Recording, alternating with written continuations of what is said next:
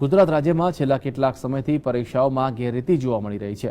ધોરણ 12 સાયન્સ અને સરકારી ધોરણે પડતી ભરતીના પ્રશ્નપત્ર ફૂટવા છતાં રાજ્ય સરકાર આરોપીઓ સામે કોઈ નક્કર પગલાં લેતી નથી।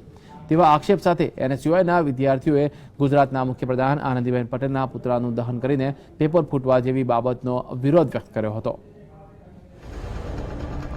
ગુજરાત રાજ્યમાં સરકારી ધોરણે ખાલી પડી રહેલી જગ્યાઓ ભરવા માટે રાજ્ય સરકાર દ્વારા અવારનવાર સ્પર્ધાત્મક પરીક્ષાઓ લેવાય છે, જેમાં ગુજરાત રાજ્યના લાખો વિદ્યાર્થીઓ તેમનું ભવિષ્ય અજમાવવા માટે મહેનત કરી આવી પરીક્ષાઓ આપતા હોય છે, પરંતુ સરકારી મળતિયાઓની નફટાઈના કારણે આવી પરીક્ષાઓનું પેપર ફોડી વિદ્યાર્થીઓ સાથે અન્યાય કરવામાં આવે છે, જેના કારણે લાગવકવાળા વિદ્યાર્થીઓ આવી પરીક્ષામાં પાસ થઈ જાય છે અને મધ્યમ તેમજ ગરીબ કુટુંબોના વિદ્યાર્થીઓની મહેનત બાતલ જાય છે। આ જ બાબતને લઈને રાજ્ય સરકાર સામે એનએસયુઆઈના કાર્યકર્તાઓએ ગુજરાત યુનિવર્સિટીમાં આક્રોશ વ્યક્ત કર્યો હતો।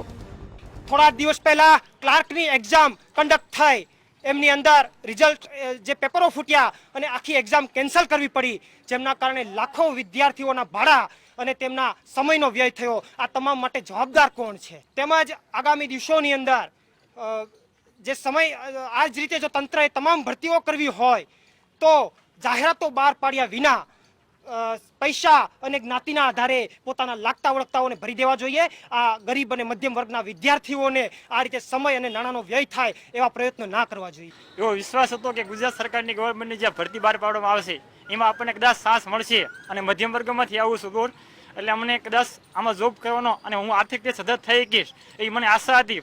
પણ જ્યારે કાલ ન્યૂઝ મળ્યા કે ગુજરાત સરકારમાં બનાસકાંઠા, ગાંધીનગર, અન્ય જિલ્લાઓમાં જ્યારે આવી રીતે ભ્રષ્ટાચાર કરવામાં આવશે, પૈસા દ્વારા 10-10 લાખ રૂપિયામાં પેપર ખરીદી લેવામાં આવશે, ત્યારે અમે 2-3 વર્ષથી સતત રાત દિવસ સવારે 8 થી રાતના 8 વળી પાછા રાતે 11 થી 12 1 વાગ્યા લગી આ એક્ઝામની તૈયારી કરવી છે। તો આનો મતલબ શું? અમારે મધ્યમ વર્ગ અને ગરીબને શું ખાલી બેસી રહેવાનું? આનો શું મતલબ? આક્ષેપ છે કે પેપર લીક તથા ભરતી કૌભાંડ જેવી બાબતોમાં ગુજરાત સરકારનું હંમેશા ઢીલું વલણ રહ્યું છે। આરોપીઓને કોઈ પણ પ્રકારની કડક સજા થતી નથી।